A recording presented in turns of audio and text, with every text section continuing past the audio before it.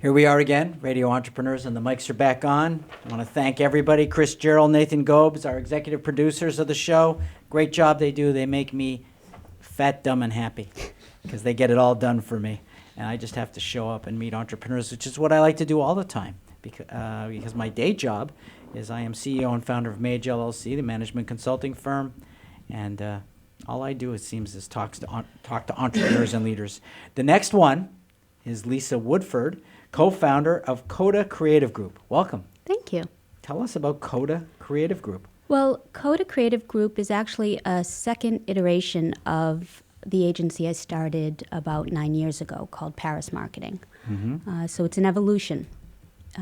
I was a legal marketer, and I was in-house at a national law firm for about 10 years. Who are you?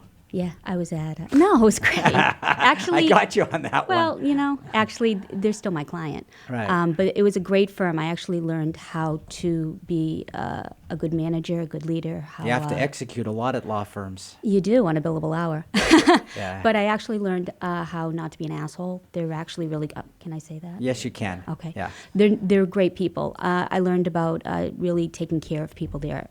They are one of the few law firms. Well, I think there's a lot of law firms, but they're a great law firm. They treated me like family. So I was there about 10 years, and I had an accident. I was in a wheelchair for 8 months. Oh, my. Severed my Achilles. Oh, my. I'd like to say it was something really cool, like saving a baby, but I was taking out the garbage. And you just popped your Achilles? No, I severed it. There was some broken glass in the bag. Oh, so something happened. Okay. Severed it right down Ooh. there. Yep. So I. My fear. We're tennis players. My fear. Popping that Achilles. It's bad. It's awful. So I was a single parent. I still am a single parent, and I yelled for my kids, and they came out, and I wrapped a dish towel. I drove them to school, went to the ER, and they said, "You're really going to be here for a while." So, anyways, Somebody picked up the kids. I hope they're still not at school. They took the bus on the way home, but. Anyways, so I really was going to be off my feet for 8 months, and the firm was great. I worked from home. Now, we had 5 offices. I traveled all over the country, and for 8 months, I worked from home. If I needed to go somewhere, they sent a car and a driver. Now, that's loyalty, and they treated me very well. That's very nice. They're excellent people, and I worked hard for them. I mean, my kids grew up running around the law firm. You know, they were really accommodating to me, so I tried to pay it back by being an excellent employee. I rushed back to work because I'm a huge hockey fan, and I was always the captain of our wiffle ball team, and we played for the Travis Roy Foundation, and it was on Nickerson Field, so I had to do that. Field hockey. No, Street wiffle ice ball. hockey. Well, I'm a huge hockey fan, Boston You hockey. said hockey, and then you did the whip. The Well, ball, Travis so. Roy. So Okay. somebody's not a hockey fan. No, you can't get a bigger hockey fan than me. Really? But you mentioned hockey and wiffle ball in the same Oh, sentence. because of Travis Roy. So right, the 11 seconds. So it was the first time they were going to be on Nixon Field. The BU hockey team was going to be there, and I wasn't missing that. So up to bat, I popped my Achilles again. Yeah. So Same one? Same one, yeah, because it was a lot of scar tissue. Anyways, the firm was one of the few firms in the country at the time that was both defense and litigation. So for succession planning, they were going to split, and they needed someone really, really to be hands-on, and I couldn't do that. It wasn't fair to the firm. So I told them I was going to take a step back and help them find someone great. And they said, "What will you do?" And I said, "I'll consult. I've done it a long time." And they said, "We'll be your first client."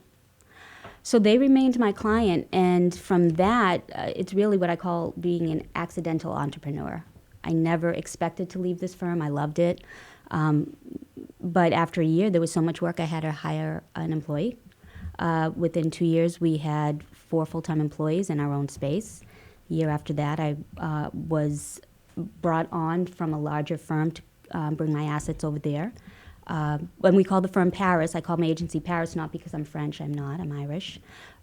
But Paris is the prince that shut Achilles in his heel. So it's kind of a cool story.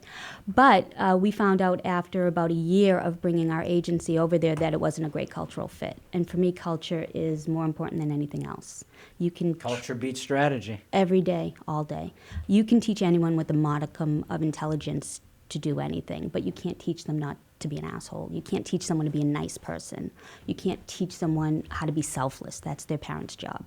And so for me, that's really important. And unfortunately, this larger firm didn't share that, and I was placed as an executive, and there was just conflict. It wasn't a good thing. So we walked away, and I brought my first employee with me and made her my partner.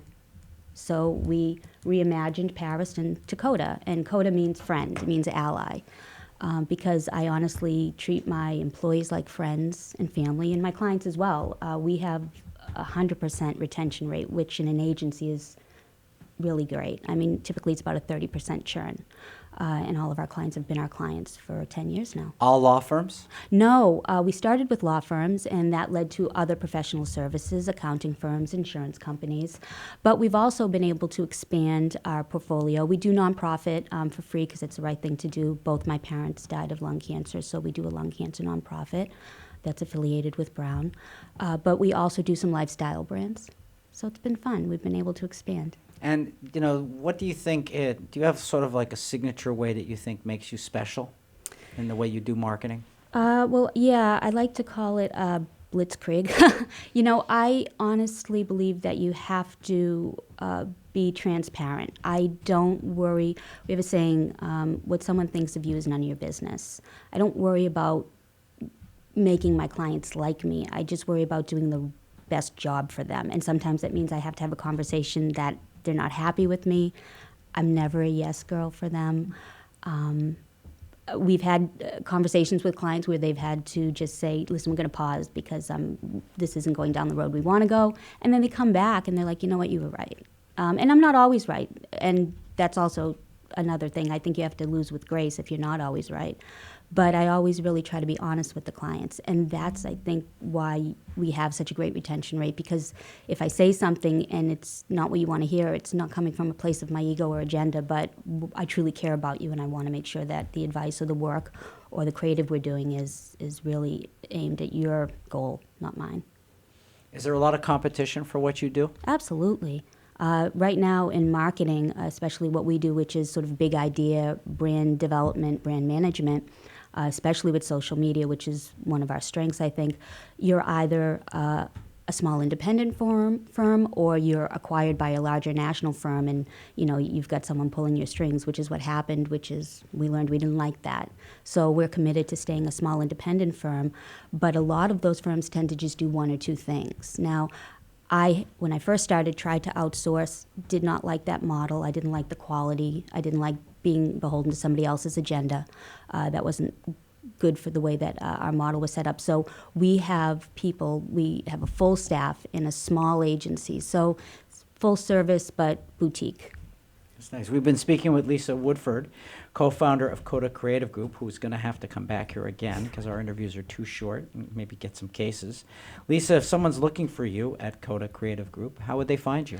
Well, hopefully they'll find me on social media if we could do our job, but you can find me personally on my Instagram at Lisa Gets Social. You can look me up on LinkedIn, Lisa Ramsey Woodford. My email is lisa@Koda Creative Group, and Koda's with the K. And you can also just give me a call. All my clients have my cell phone. It's 781-738-3325. Great. Thanks for being on the show today. That was a pleasure. Look forward to hearing from you again. I would love to be back. Remind everybody, this is Radio Entrepreneurs. We're going to take a break. We'll be right back with more stories.